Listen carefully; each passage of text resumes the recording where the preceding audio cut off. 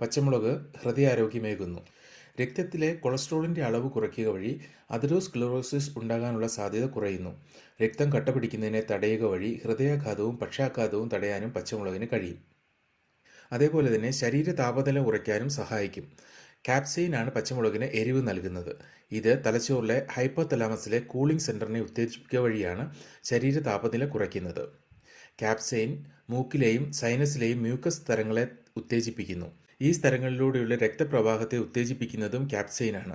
ഇത് ജലദോഷവും സൈനസ് അണുബാധയും തടയാൻ സഹായിക്കും. മുളക് ഉൽപ്പാദിപ്പിക്കുന്ന ചൂട് വേദന സംഹാരിയായും പ്രവർത്തിക്കുന്നു. ജീവകം സിയും ബീറ്റ കരോട്ടിനും ധാരാളമുള്ളതിനാൽ കണ്ണിൻ്റെയും ചർമ്മത്തിൻ്റെയും ആരോഗ്യത്തിനും നല്ലതാണ്. ഒപ്പം രോഗപ്രതിരോധ ശക്തിയും ഏകുന്നു. പച്ചമുളകിൽ അടങ്ങിയ നാരുകൾ ദഹനം എളുപ്പമാക്കുന്നു. പച്ചമുളക് കഴിക്കുമ്പോൾ അത് എൻഡോർഫിനെ റിലീസ് ചെയ്യുന്നു. ഇത് മൂഡ് മെച്ചപ്പെടുത്തുന്നതായും വേദന കുറയ്ക്കാൻ സഹായിക്കുന്നതായും പഠനങ്ങൾ തെളിയിക്കുന്നു.